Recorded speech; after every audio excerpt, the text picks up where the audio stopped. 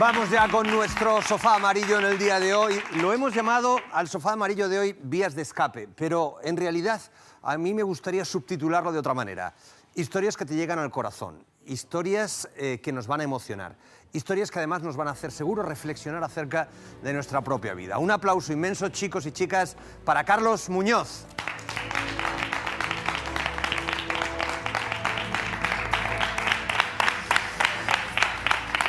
Carlos, amigo, bienvenido. Hola, ¿qué tal? ¿Qué tal te encuentras en el sofá amarillo? Bien, bien, cómodo. ¿Nervioso estás? No. Vale. Bueno, nos vas a contar una de esas historias que digo que te llega al corazón y vamos a empezar a contarla cuando realmente comienza, que es muy pronto, cuando eras muy pequeñito. Y además comienza como las grandes historias, porque empieza con un hecho aparentemente fortuito que de verdad te cambia toda tu vida. A los 2 años tenías amigdalitis. Así comienza. ¿Y qué pasó? Pues estaba en el pueblo y pues la figura del practicante que había entonces... Me acuerdo. Además en Canfrán, pueblo, el practicante tenía la consulta en la estación de Canfrán. Sí.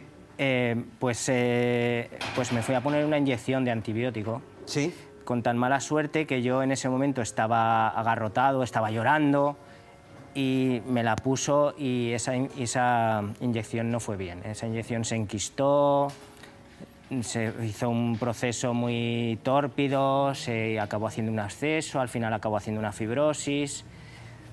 Para que nos entendamos, el común de los mortales, digamos que desarrollas un tumor como consecuencia de aquella inyección de antibiótico. Antibiótico. Entre los 6 y los 18 años te tienen que operar hasta en 6 ocasiones. Claro, acabé yendo al Hospital San Juan de Dios, que era un hospital de referencia a nivel de cirugía infantil, traumatología infantil, y me diagnosticaron una fibromatosis agresiva, que es un tumor que no da metástasis a distancia, pero en cambio sí que recidiva muy fácilmente. Entonces hay que resecarlo completamente porque si no vuelve a salir. Entonces, tras varias operaciones, pues se me agarraba la arteria poplitea, tenían que dejar un poco, volvía a salir, hasta que al final ya, pues con 18 años, pues quedé libre del tumor. Pero bueno, claro, durante todo este tiempo, y aquí vamos a lo de vías de escape, tú encontraste en el deporte una vía de escape. Y no solamente una vía de escape, sino cierta manera o cierto modo de rebeldía, incluso. Claro, yo creo que cuando a una persona le dicen que una cosa no la puede hacer, siempre me decían, tú no vas a poder hacer deporte, no vas a poder... Pues yo... Todo lo contrario. Todo lo contrario, claro. Yo hacía deporte, jugaba a baloncesto, a fútbol, a todo lo que podía. Sí. Me apuntaba al equipo de baloncesto del instituto, en la universidad incluso. Pero claro, el problema es que es obvio que tenías una limitación física y que por tanto al nivel del resto de tus competidores o de tus compañeros no podías estar. Claro. En una ocasión te marchas a Holanda y en Holanda conoces a alguien que realmente te cambia la vida. ¿Por qué? ¿Qué te dice? Bueno, pues conozco a un chico que tiene una discapacidad y él me habla del baloncesto en silla de ruedas, que yo nunca me había planteado hacer deporte adaptado. Sí. Entonces me habla del baloncesto en silla de ruedas, me habla de que hay un equipo en Zaragoza que juega en División de Honor. Sí. Y entonces es cuando me planteo, digo, bueno, siempre he podido hacer deporte, pero nunca he podido competir realmente en igualdad de condiciones. Sí. Entonces digo, jugando a baloncesto en silla de ruedas con gente con discapacidad, pues puedo probarme a mí mismo hasta dónde puedo llegar. Te integras en ese equipo, 24 partidos internacionales, has jugado varias veces la Copa del Rey, 2 semifinales europeas, una final europea, has jugado siempre en la División de Honor. Has cumplido tus expectativas, claro. Pues sí, la verdad es que he tenido la suerte de coincidir en una época del club, pues digamos que la más florida a nivel de resultados, de participaciones en Europa. He competido en competición europea, en Copas de Europa, he jugado una final, la he perdido, he jugado otras 2 semifinales más. Bueno, estoy contento. Carlos, ¿cuál es tu silla de las 2? La roja. Esta, pues antes me senté yo en ella, lo siento, Carlos. Ah, no, me senté en la otra. No, te sentaste en la otra. Dale ahí, Carlos, siéntate, puedes sentarte sin ayuda, ¿verdad? Sí, claro, claro. Oye, una cosa, porque esa es una parte de tu historia. Es la parte de la superación de ese límite físico y esa incorporación en el equipo de baloncesto que te permite cumplir tu sueño. Pero luego tenemos otra historia, otra parte. ¿Tú empezaste a estudiar qué? Pues yo desde pequeñito, yo siempre había dicho que quería ser médico, pero un poco pues porque siempre había estado metido en un ambiente médico, operaciones, rehabilitación, y no sé, pues me sentía cómodo y cuando llegó el momento de elegir pues profesión... Date la vuelta y así te ven en casa, ponte mirando para allá, eso Hola. es. Y... Pues decidí, sobre todo mi padre me ayudó a decidir que quería estudiar medicina y al Sí. final pues empecé con ello. Bueno, te matriculas en medicina finalmente y al poquito tiempo de matricularte en medicina, ¿qué ocurre? Pues al poco tiempo a mi padre le diagnostican un cáncer de pulmón Cago en la leche. y a los pocos meses falleció. Entonces eso para mí fue un palo bastante duro. Tú te quedas a 5 asignaturas de licenciarte, de terminar la carrera. Bueno, continué con la carrera un poco, pues, aunque había perdido un poco de motivación, pero bueno, un poco a trancas y barrancas, pero bueno, le iba sacando. Sí.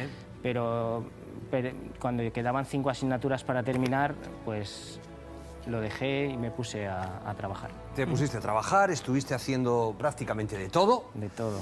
Y llega la segunda revolución que podríamos decir en tu vida, que es la del amor. Te enamoras, te casas y tienes 2 hijos. Tengo Y 2 entonces dices en tu cabecita, mis hijos merecen el mejor futuro posible. Eso es. Voy a terminar medicina. Pues sí, basta que... Yo siempre he dicho que cuando no hacía otra cosa más que estudiar, pues no lo hacía, no me implicaba completamente. Sí. Y en cambio, teniendo hijos, teniendo un trabajo a jornada partida, pues posteriormente, por las noches, sacaba tiempo y estudiaba y terminé la carrera de esa manera. Terminaste la carrera. ¿Recuerdas uno de los momentos más emocionantes de tu vida? Es cuando se lo tienes que comunicar a tu madre, porque tú no le habías contado a nadie que estabas estudiando la carrera, terminándola. Claro, ¿Cómo fue?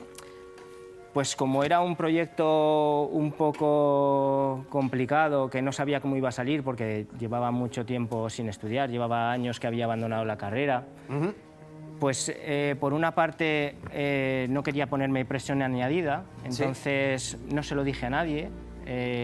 Y además, pues también quería darle esa sorpresa a mi madre, quería corresponderle porque ella siempre había tenido la espinita de que no había conseguido que yo terminara la carrera. Entonces quería darle esa sorpresa. Si tú ahora quisieras meter un tiro aquí y yo te quiero bloquear, ¿cómo lo haríamos esto? Pues esto es un pitote con la silla de ruedas, ¿no? Es decir, la cosa aquí cambia mucho a la hora de jugar. Intenta meter un tiro, a ver. Probablemente tiraríamos la canasta abajo. Sí, hay que tener mucho cuidado. Espérate, que voy a agarrar... A ver. Casi se va la canasta. Oye, y ya para terminar, déjame ver qué tiro yo. Ya para terminar... Ahora, como la metas tú me vas a dejar fatal. Tienes que tener cuidado a ver si se nos va a ir la yo la canasta. sujeto. Tú tuviste en un momento de tu vida que elegir entre 2 caminos, algo que le pasa a muchísima gente. Entre tu familia, tu profesión y el baloncesto. Entonces Claro. optaste por tu profesión y el baloncesto. Pero la vida al final te ha regalado el pleno. Míralo. ¡Olé!